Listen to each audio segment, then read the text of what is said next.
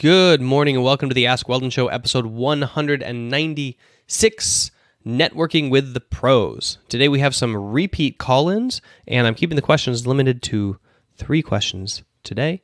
And I think that the last one in particular is very exciting. We're going to talk about performance-enhancing drugs again, but from an angle that I have never, ever had this question before. So I'm very excited to dig into that one. We had the first collaboration with I Will Dominate yesterday. It seemed to go pretty well. I'm really excited about the fact that I got to apply for partner on Twitch due to that stream. And we're going to get the YouTube video up. I guess since you're watching this on YouTube, probably you already know that the video is up. But you should check that out. If you didn't see yesterday's video or yesterday's show, make sure to check out that after this video. No other big announcements. I'm looking now for my next collaboration, and Dom and I are going to be doing hopefully some more fun stuff together, more analytical in terms of sports psychology side of things. And yeah, let's jump into the show.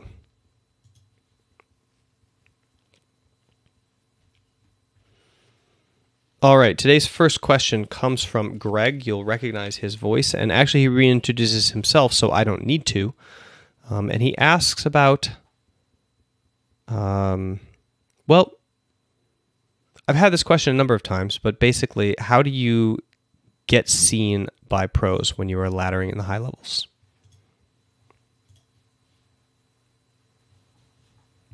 Where's the audio? Here we go. Hi, Weldon. It's Greg again, Nathan's father, aka Snaky. I want to know how he can take advantage of the fact that he's regularly being matched with known players like I Will Dominate and Tyler One and others to elevate his status in the community. I'm wondering, should he be making a montage of good plays so he has like a portfolio, or should he be reaching out to them individually, trying to friend them? Where's he going to have the most success in earning some status in the community? Thanks. All right, so yes, both things, absolutely.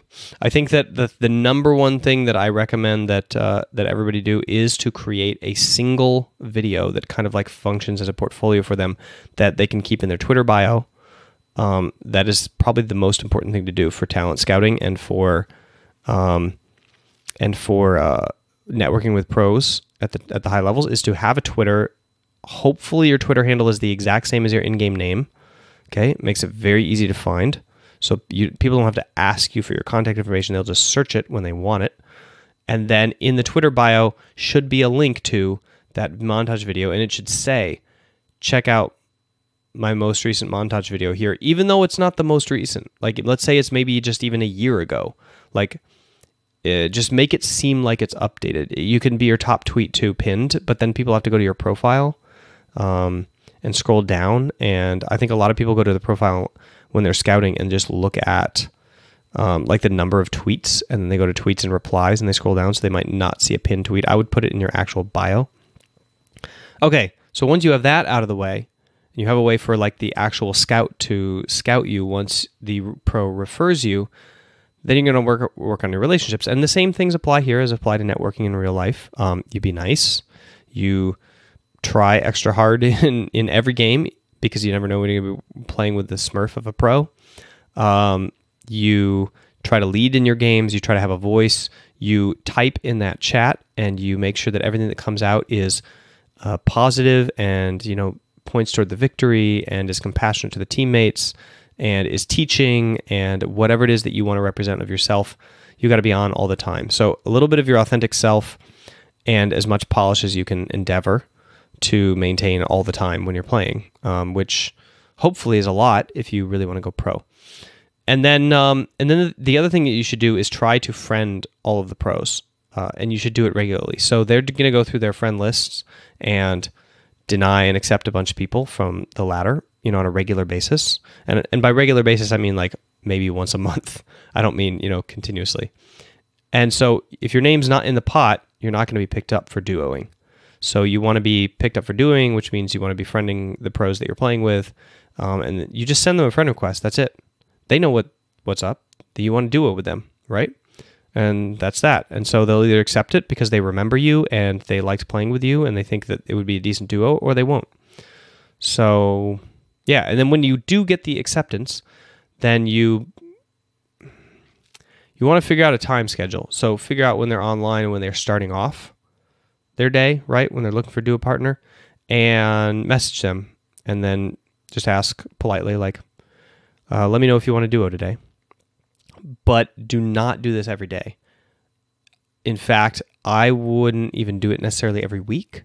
This is something you can space out once every few weeks. And you're asking every day, you're not asking to. Okay, so once you ask once, they know that you're available.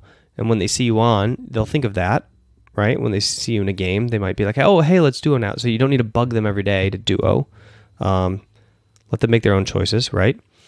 But just put it on the radar, okay?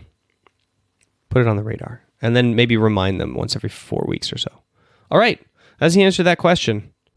Best of luck. The most important thing is the whole leadership thing. If you are the one who's in the game, saving the game for them, and they don't have to do it for themselves, goes a long way to somebody saying, I want that guy on my actual LCS team, please.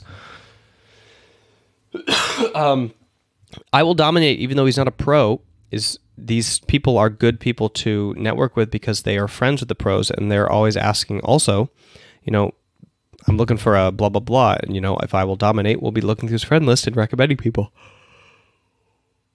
So it counts. It matters. All right, let's jump into the second question, everybody. And this is one from RJ Scott. Hi, Weldon. Last time I asked you a question, you talked about, kind of accepting the stuff that you were bad at and forgiving yourself for it. And I was wondering, as were some of my swimmers, what step two? Do you, just consciously brute force the stuff that you're bad at to work on it? Or, what comes after that? Good question. Nobody has ever asked that, which I think is really interesting. Actually, that's not true. I've had pros ask that to me in one-on-ones. So, obviously, because we have to step to the next thing pretty naturally. But outside of one-on-ones, people don't think to ask that far ahead. They're mostly focused on the first step. Unfortunately, what comes next is gated, dependent on your ambition. So, one of the reasons I ask you to forgive yourself is because a lot of people power their actions in life through guilt and through shame rather than through what they actually care about.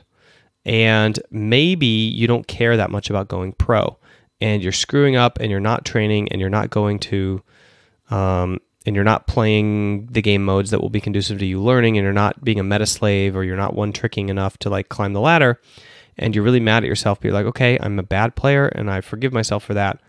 What's next? Well, it might be admitting that your desire to go pro just is not strong enough to actually go pro. You're not going to beat out the people who want to go pro more badly than you. How do you put that? More badly? More worse? Who want to go pro worse than you.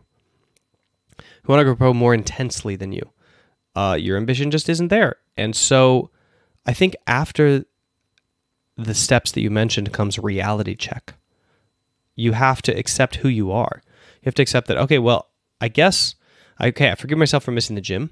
And also, it doesn't appear that having a really sexy body and go to the gym all the time is really that important to me. I just love eating donuts and watching TV.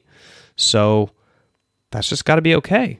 You can work on increasing how much it is that you value these things, but your intrinsic level of happiness doesn't seem to be super affected on a day-to-day basis by what you're doing, and so it's hard to say that you care. Actions speak louder than words. So I would say the step that comes after is to audit your actions, take a look at what you actually do, and then define yourself by what you actually do. Be like, I am the person who does these things. These are the things that I care about, as evidenced by my actions. And if you don't like that, if that unsettles you, then you have to work to change either your actions or you have to change what you actually care about into the things that line up with your actions. I guess I would just really care about watching TV and eating donuts, and I don't really care about the gym. And that's just going to be me. I don't want it to be you. Okay, I would like you to change and to value those other things, but you have to kind of like first step forward into that reality that you are what you do. Okay, last question, guys. Nice, short, and sweet and snappy show today. Before I jump into the last question, I want to promote to you my Mac program. This is my online video training program. It contains 47 videos that I produced in sequential format, 7 modules of 7 videos each, more or less.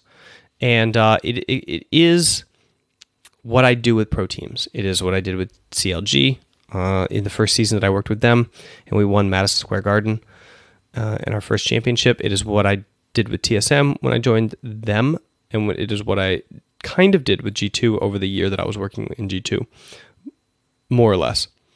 And the principles of mental resilience are the same whether or not you're applying these to League of Legends or whether or not you're applying them to parenting or studying or track and field or whatever. You have a high performance design that you want to enact upon your life, and this is the pathway to do it. Mindfulness, acceptance, commitment. Mindfulness being the awareness of what are your emotional drivers, acceptance being understanding and accepting those things that are driving you, and commitment being how it is that you wire up your values then to your everyday actions to get the discipline necessary to do the things you don't want to do.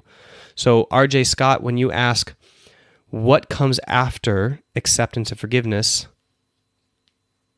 commitment. Commitment comes after that. You cannot be motivated by actions that do not have emotional care behind them. But if you want to do them anyway, you need discipline. And that comes from commitment. So that's what comes next. And you can always check out the program at mindgames.gg/MAC. I don't have a lot of testimonials up there, but I do get a lot of testimonials in the mail and through Twitter of people telling me how the program has changed their life. And be warned that for about half of you, it may make you quit playing video games because you actually are using them as an escape from something that you desire to do else in your life. And so I've had a lot of contacts that just say, hey, thanks so much for your program. I stopped playing completely. And then I have other people message and say, hey, thanks so much for your program. I ranked up. So I cannot predict the effect that's going to have on your play, but maybe you can if you know really deep down whether or not what you're doing is dysfunctional or functional in your life already. And I want you to use the code AskWeldon to get the $5 discount. I put up that code so that I would know that you got it and you were coming from YouTube.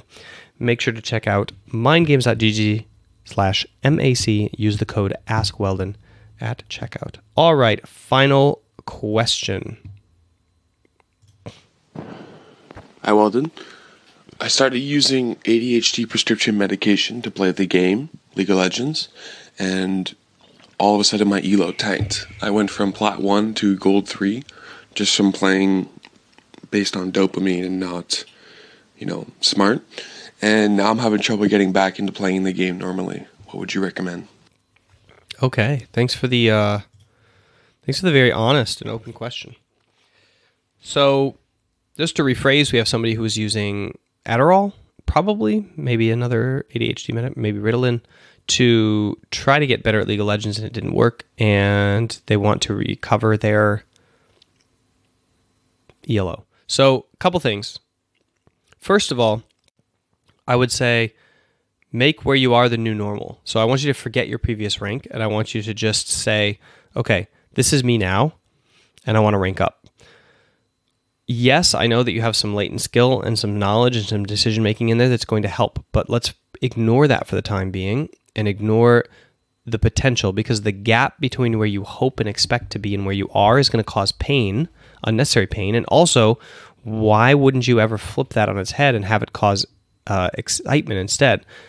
I want you to be now Gold 3 or Gold 5 or wherever it is you fell to. I want you to be that rank, accept that rank, be like, this is me, this is my play, this is my level. From here, I need to learn, and after I learn, I can climb. And you're going to get some bonus ELO in there from the stuff you already know, which is great. It'll make everything easier, but just like start out with your identity, okay? Do not put your identity as, I want to get back to where I was. Put it as, I am here, and I'm going to learn and grow. Okay? That's the starting point. Secondly, Dom really helped yesterday with this when he talked about how he played when he was on Adderall at the University of Miami, and it might have been Florida State University, Miami, I don't know. But anyway, he said that it focused him on one thing to the exclusion, like mechanics to the exclusion of everything else on the map. And so essentially what you want to do is try to reverse that. You want to try to make sure that you're keeping track of all the other contingencies of the game and the strategy of the game.